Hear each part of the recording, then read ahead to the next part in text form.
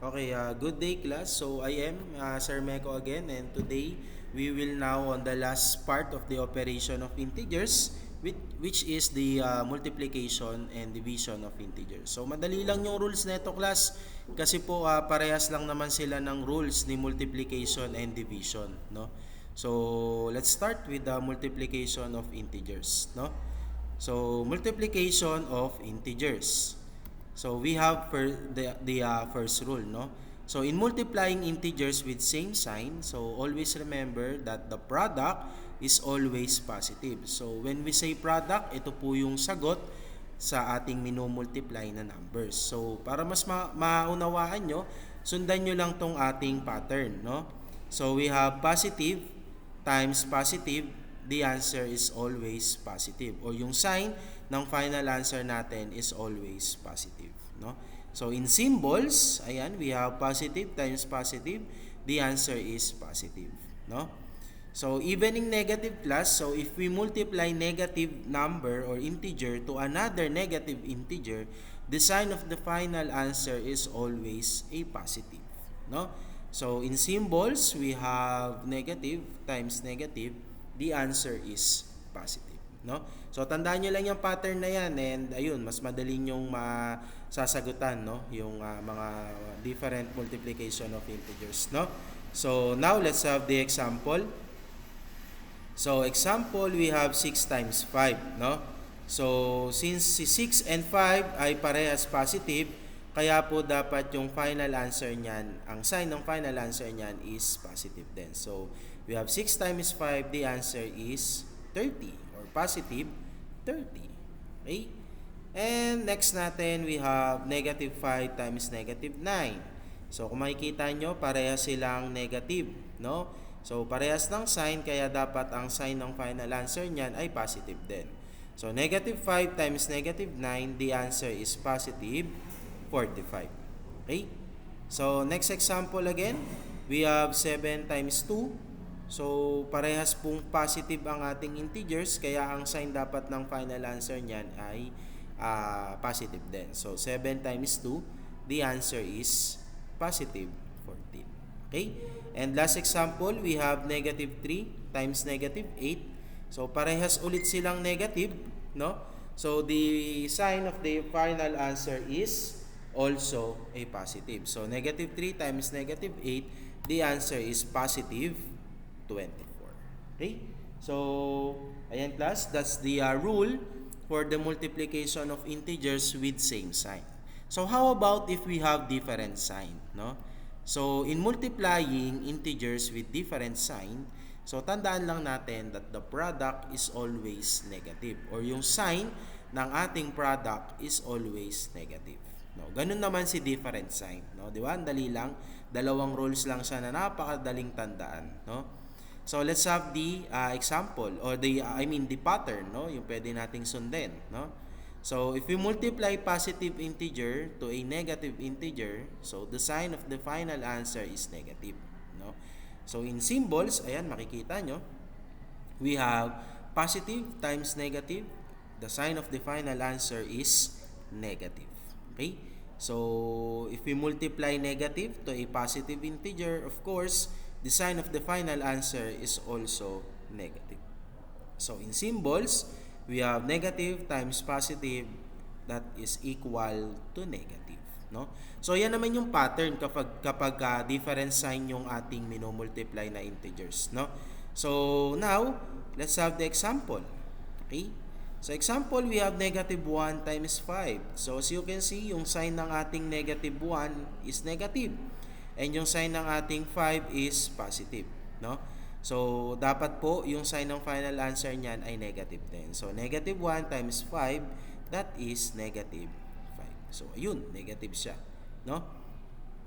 So next, let's have negative 4 times 3. So magkaiba ulit ng sign kasi ang sign ni 4 is negative at ang sign ni 3 is a positive, no?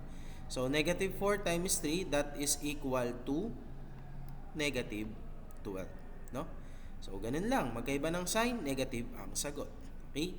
So next, we have 6 times negative 3. So we have positive 6 and a negative 3. So 6 times negative 3, the answer is negative 18. Diba? So, dapat negative yung sign ha. Okay? And last example is we have 12 times negative 4. No? So, the sign of our 12 is positive. And the sign of our negative 4 is negative. No? So, kapag, again, pag magkaiba ng sign, the answer is always negative. So, 12 times negative 4, the answer is negative 48. So, ayan class, ganun lang po tayo mag-multiply ng integers, no? Tandaan lang natin, if we have same sign, the sign of the final answer is always positive, no? If we have different sign, the sign of the final answer is always negative, no? So, ayun.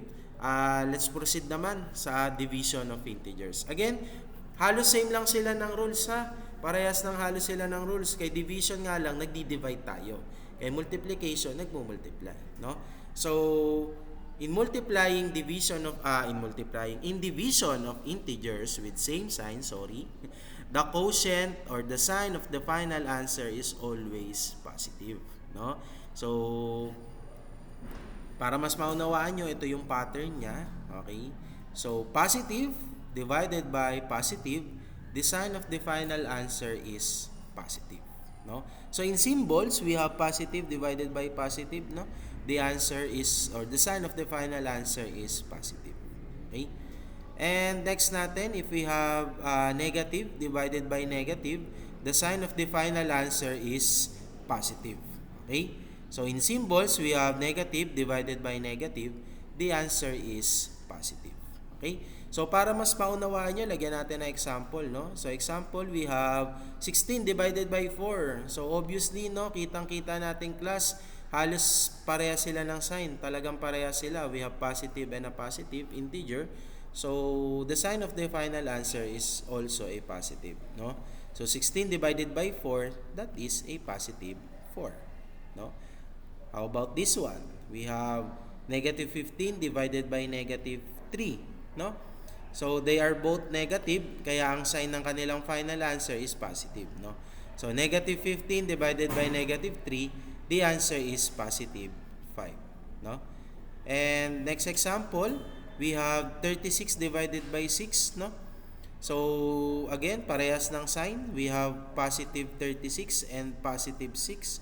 Parehas sila ng sign, no? Kaya ang sign ng final answer nila is positive din, no? So, 36 divided by 6, the answer is positive 6, no? And for the last example with the same sign, we have negative 28 divided by negative 4. So, they are both negative, no? So, negative 28 divided by negative 4, the answer is a positive 7. So, ganun lang class mag-divide ng integers with the same sign. Again, the final answer or the sign of the final answer is always positive, no? So, paano naman pag magkaiba ng sign, no? So, in division of integers with different sign, always remember that the sign of the final answer or yung quotient natin is always negative, no? So, sundin natin yung pattern na to, no? So, positive divided by negative, that is equal to negative. Or in symbols, ayan, nasa baba, positive divided by negative, that is equal to negative, no? And negative divided by positive, that is equal to negative din, no? Or in symbols, we have negative divided by positive, the sign of the final answer is negative, no? So, let's have the example, no? Okay? So, in example, we have negative 10 divided by 5. So, magkaiba sila ng sign.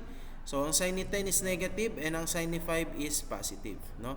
So, negative 10 divided by 5, the answer is negative 2. Okay? So, ayan, kita nyo naman, no? Negative yung sign ng final answer natin. Okay? Next, we have negative 12 divided by positive 4. Okay? So, ang sign ni 12 is negative at ang sign ni 4 is positive, no? So, dapat expect natin na ang sign ng ating final answer ay negative din, no? So, negative 12 divided by positive 4, the answer is negative 3. Okay? And next example, we have 45 divided by negative 5. So ang sign ni 45 ay positive at ang sign ni negative 5 is negative, no? So dapat ang final answer natin ay naka-negative din. So 45 divided by negative 5, the answer is negative 9. And for the last example, we have 100 divided by negative 10. So ang sign ni 100 is positive at ang sign ni 10 is negative. So expect natin ang final answer natin ay naka-negative din. So that is 100 divided by negative 10. The answer is negative 10. So ayun class, ganun lang po kadali, no? Mag-multiply and mag-divide ng integers. Again, same lang sila ng rules, magkakaiba lang sa operations. Okay? So again, if we are dividing or multiplying same sign, the sign of the final answer is positive. And if we are multiplying and dividing different sign of integers, the sign of the final answer is always negative, no? So again, class, I hope you learn a lot dito sa ating lesson, no? And see you sa ating mga susunod na tutorial. So bye.